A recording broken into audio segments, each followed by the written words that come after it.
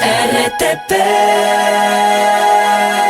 A esta hora de la mañana, ya le damos paso, 7:08 de la mañana, se encuentra con nosotros de manera presencial el abogado José Ignacio Arévalo, el exgobernador de la provincia del Guayas. Hay muchas evaluaciones que realizar, toque de queda, hoy fue ya la última jornada, cumpliéndose con el decreto ejecutivo enviado por el presidente de la República, orden, control, territorio y otros temas operativos que se realizan también aquí en la provincia. Bienvenido, abogado, gracias por acompañarnos. ¿Cómo están? Buenos días. También saludo especial a quienes nos ven y quienes nos escuchan. Empecemos por esta jornada de toque de queda. ¿Ya hay algún pronunciamiento general en cuanto a cuáles son los resultados en la provincia del Guayas, quien tuvo estos 15 días de restricción de movilidad? Sí, es evidente el resultado. Tenemos un promedio de 1.200 aprendidos. En la provincia. En la provincia, o sea, a nivel general del toque de queda. Okay. Un promedio de 1.100 de incumplimiento de aproximadamente de la disposición, pero también hay una afectación bastante importante en las economías criminales de estas bandas criminales y resultados que son importantes como recuperación de bienes, motos, vehículos y espacios del contexto estructural de estas organizaciones. Señor gobernador, ¿cómo está? Buenos días, María Fernanda Perrone. Esos resultados, y tomando un poco lo que decía el ministro en una entrevista en Teleamazonas, que básicamente este toque de queda no era para disminuir las muertes violentas, sino para golpear las estructuras criminales. ¿Eso le quita peso a la cantidad de aprehendidos que usted señala? No necesariamente, porque si bien el resultado no estructural, sino coyuntural, porque tenemos que dividir este toque de queda en estas dos condiciones, coyuntural y estructural. Estructural es la afectación de las economías criminales, que ya se deriva, yo calculo, casi un promedio de 1.000 y algo de millones de dólares en las afectaciones que se puedan generar en función de este toque de queda, y coyuntural en lo que tiene que ver a el resultado como tal de el impacto. ¿Esto qué quiere decir? Recuperación de territorio, aprehensiones de mediano y alto valor, recuperación de bienes, como ya los dije. Me permite ahí solo retroceder un poco. Cuando habla de recuperación de territorio, podemos ser puntuales y decir cuáles son los territorios que se recuperan, qué significa esa recuperación en acciones. Ya, por ejemplo, en algunos lugares se destruyeron centros de videovigilancia. Okay. ¿Esto qué quiere decir? Que hay lugares donde tenían los grupos o las bandas criminales control del ingreso y salida de personas. Hay lugares donde efectivamente se tenían caletas de droga y de armas y también se las destruyó.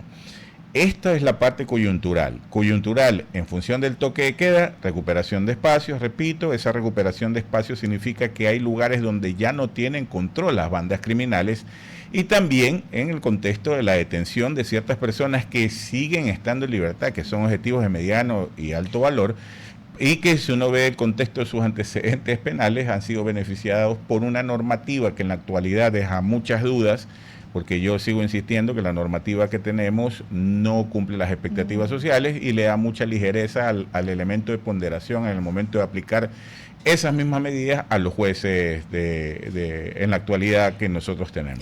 ¿Cómo hacer para que este retiro de fuerzas, de equipos y de delincuentes de una zona se mantenga a largo plazo? Es decir, pasar de la coyuntura de un toque de queda y una presencia militar y policial a una recuperación permanente por el estado de esos espacios. El contexto estructural, lo que está trabajando actualmente el gobierno, José Julio Neira está trabajando en lo que se quiere en la inteligencia financiera.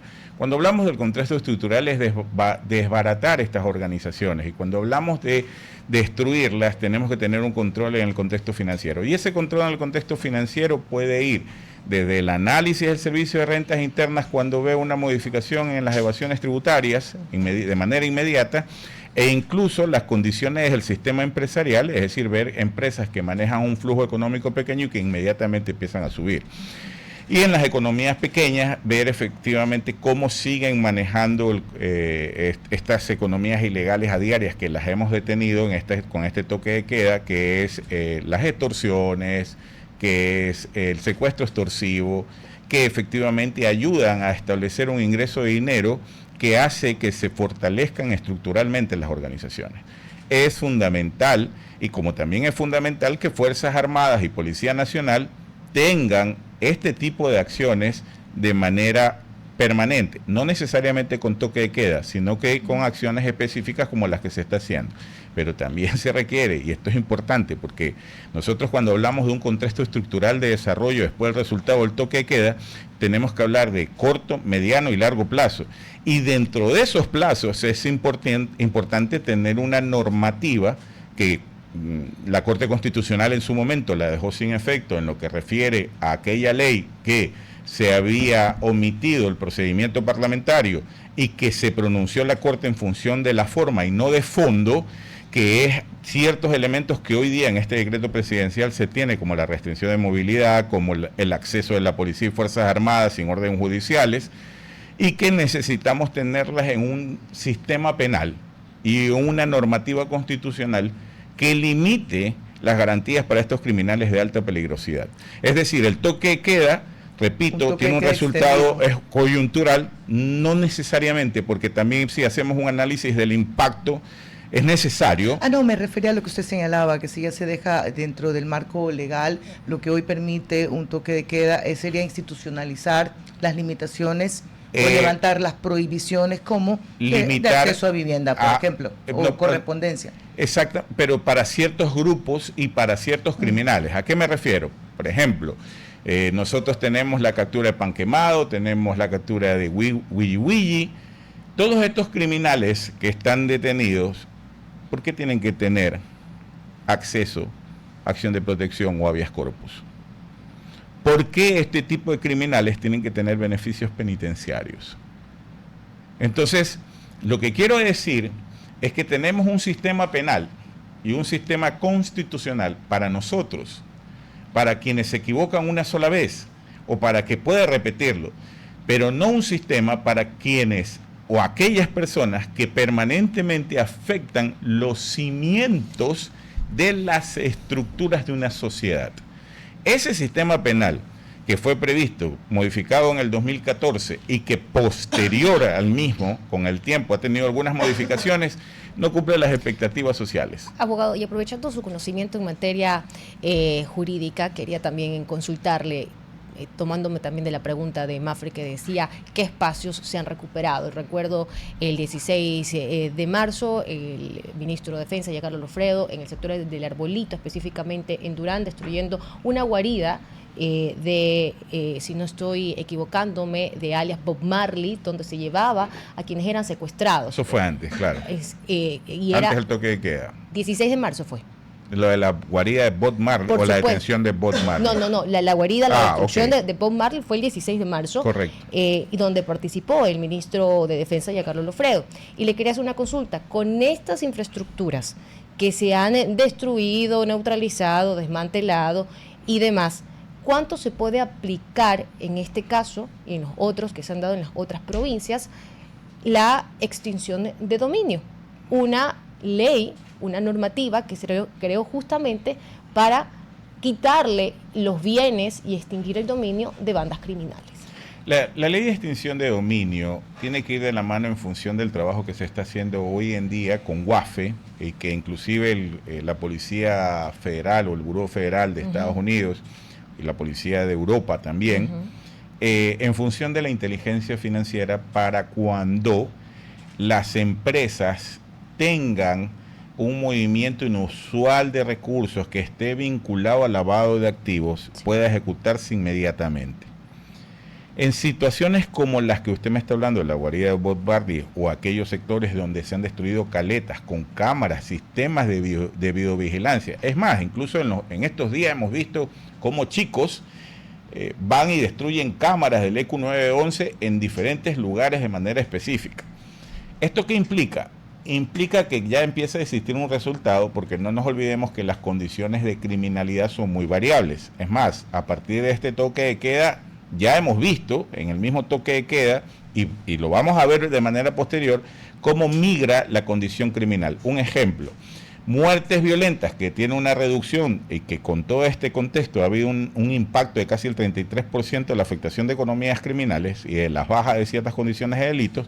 Vemos que muertes violentas ya no están en el horario de toque de queda, están más temprano. Cuando se detiene una cabeza criminal, hay una reestructuración en las organizaciones criminales y ahí viene la lucha por quién va en la cabeza. ¿Y eso qué implica? También violencia, porque nadie está de acuerdo que otro vaya a ocupar su espacio bajo ese mismo concepto. Y respecto a que la ley de extinción de dominio tiene relación en función a las economías criminales y las acciones inmediatas que se puedan tomar, también tiene que ver con el origen de los bienes que tengan las bandas criminales, como las organizaciones criminales. Pero en lo que refiere a lugares específicos donde se encuentran encaletados armas, donde se encuentran encaletados drogas o sistemas de videovigilancia, la decisión muy puntual que ha tomado el ministro Lofredo y el ministro Reinberg es destruirlas en sitio. Y eso implica que al eliminar esa parte de esa estructura genera un golpe de impacto a la banda criminal. Por eso digo, es coyuntural y es estructural. O sea, no se aplica en sentir la es que no hay extinción de dominio para las armas. No, es que hay que diferenciar. La ley de extinción de dominio se establece en función de economías criminales, bienes que están incluidos ahí y dinero. Y esos bienes pueden ser casas, esos bienes también pueden ser vehículos, pero cuando encontramos sistemas de encalentamiento donde hay armas de manera específica o hay cámaras de videovigilancia, se las destruye en sitio de manera inmediata. Y eso va a limitar en futuro el radio de acción de estas organizaciones. Y ese es un impacto importantísimo. Por eso es que hablo que el resultado coyuntural y el resultado estructural. El coyuntural de toque de queda son los resultados que estamos viendo hoy en día y que vamos a tener estadísticas al final. El resultado estructural es corto, mediano y largo plazo. No, y esto es importante a la ciudadanía hacerle conocer el toque de queda y muchas de las decisiones que se siguen tomando en función del gobierno nacional. Porque mire, yo les hablé de la ley que la Corte Constitucional dejó sin efecto, e incluso fuimos a una asamblea para modificar este sistema normativo que básicamente le permite a las organizaciones criminales actuar de la manera que están actuando, pero el señor presidente tuvo la valentía de emitir un decreto que en la actualidad conllevó a tener acciones diferentes a los anteriores y que va a tener resultados. Pero, cuando hablo de estructural, es corto, mediano y largo plazo, donde efectivamente esto no podemos acabar, el gobierno no puede acabar con un problema que se generó hace 15 años. El gobierno no puede acabar con una omisión de gobiernos anteriores. Y hoy en día está estableciendo un proceso de corto, mediano y largo plazo para que la ciudadanía y la provincia y el Ecuador pueda estructurarse el desarrollo de la instrucción de las economías y sobre todo de las organizaciones criminales. Quiero irme en ese punto, abogado, más allá de los datos, de los números, porque podemos hablar de 1.100, 1.200 aprendidos, de ahí hay que ver cuáles fueron realmente parte criminales, cuáles también fueron por que estuvieron en la calle donde toca y ya queda, lo separé, 1.200 te dije en función a estas detenciones en las organizaciones y un promedio de 1.100 de aquellos que violentaron el toque de queda a nivel global. Ok, igual hay que ver cuáles de esos van a tener realmente una sentencia ejecutoriada. Eso es otra cosa, igual no le compete tampoco a la policía como tal. Pero sí compete lo que hemos hablado, de un sistema normativo que debemos cambiarlo. Y para aquello se necesita un respaldo estructural y político donde la barbarie no puede sobreponerse sobre las decisiones importantísimas para esta sociedad. Ok, pero eso no es mi pregunta. Mi pregunta realmente es, más allá de los mayas, más allá de los números, ¿cuál es el cambio que puede esperar las personas? Porque toques de queda hemos tenido algunos, varios, y con diferentes gobiernos, incluso con este, eso no tiene nada que ver quién lo haya decretado. Pero con la práctica, para el ciudadano, desde la percepción ciudadana, no es que cambia la seguridad, no ha cambiado dependiendo del año de que se ilumine el toque de queda, incluso se ha aumentado, puede ser que incluso otras veces ha disminuido. Pero, insisto, más allá de los datos, ¿cuál es el cambio esperado que podría intuir el ciudadano como tal? Sí, pero tengo que aclarar ciertas cosas que las dejaste como aristas dentro de tus preguntas y que puede generar una confusión. El ciudadano requiere que le resuelvan un problema. Y sí es importante, y esto vale recalcar porque no lo puedes minimizar y no lo puedes dejar por fuera, quién toma las decisiones en función de los decretos. ¿Qué quiero decir con esto?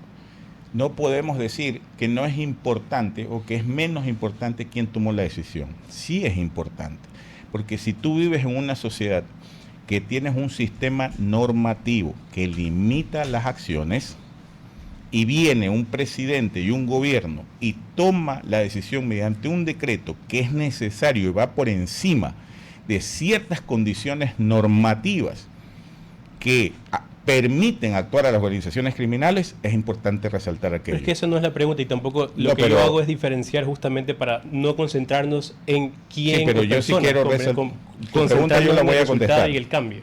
Tu pregunta yo la voy a contestar. Lo que quiero es que no minimices desde tu ámbito, pues que me dijiste. Señor gobernador, por ejercicio práctico... es que sí es importante resaltar esto, porque repente, me dijo no importa, y bueno, cuando se utiliza la palabra no importa... Sí le importa para la pregunta no importa, pero enmarquémonos, usted ha dicho varias veces, es a mediano, corto y largo plazo. Estos cambios que provienen de un toque de queda ordenado por el presidente de la República, ¿a dónde nos llevan? A un mediano, a un corto, mediano o largo plazo. O sea, está escrito... Estructuralmente, bueno, sí. Voy a resaltar tres cosas aquí. Primero, yo hago la aclaración evidentemente porque al utilizar la palabra no importa, también es de percepción ciudadana, ¿verdad? Ok, está bien. Lo segundo, cuando yo hablo de corto, mediano y largo plazo, estamos hablando no necesariamente de cifras, estamos hablando de resultados coyunturales y resultados estructurales, que ya los venía diciendo. Okay, es decir, ¿y esos resultados cómo los mide? Ahí viene la parte de la percepción, que es la pregunta que me está haciendo. Ajá. La parte de la percepción es que cuando el gobierno nacional toma esta decisión excepcional, tiene un resultado en números que tampoco se puede minimizar, que efectivamente la ciudadanía lo que quiere es que le resuelvan un problema. Ajá. Pero cuando hablamos de un contexto coyuntural, la forma de afectar a las organizaciones, tenemos que definir entre bandas y organizaciones criminales.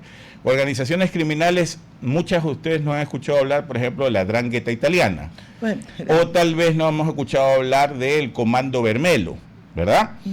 De ese ámbito, ellas son organizaciones que están por fuera de la acción del territorio y reclutan bandas criminales que son las que ejecutan este trabajo. Cuando se habla de resultados del toque de queda, se habla de afectación de espacios y de contexto criminal. Pero ahí viene lo otro, la parte coyuntural del ámbito social, que es la recuperación del tejido social, porque tiene que ir de la mano. Proyectos de desarrollo como el Plan Mitimite, proyectos de desarrollo que mejora totalmente la economía y las condiciones de vulnerabilidad de vivienda de la sociedad. Entrega de algo que ya está haciendo este gobierno de manera histórica, el Monte Sinaí está ya entregando títulos de propiedad para que la gente pueda obtener de manera posterior una estructura adecuada para tener los servicios básicos. Claro, pero que es ganarle los beneficios de alguna u otra forma a lo que de alguna manera te ofrece también estas bandas criminales, por si acaso. Pero lógico, porque en zonas marginales, ¿cómo crece la criminalidad? Ajá, y cómo reclutan a los jóvenes. Perdón que le interrumpa aquí, porque es muy cierto. Y de alguna u otra forma yo lo seguí y lo constaté en una investigación que hice. ¿Cómo los reclutan? A los menores de edad, ¿sabes qué? Te damos una motocicleta, te damos una vivienda y te damos un pago fijo. Y claro, pues si tú le das a una familia una dignidad y la separas de esa estructura marginal en la cual ha crecido, vas a recuperar y vas a iniciar el crecimiento o la reconstrucción.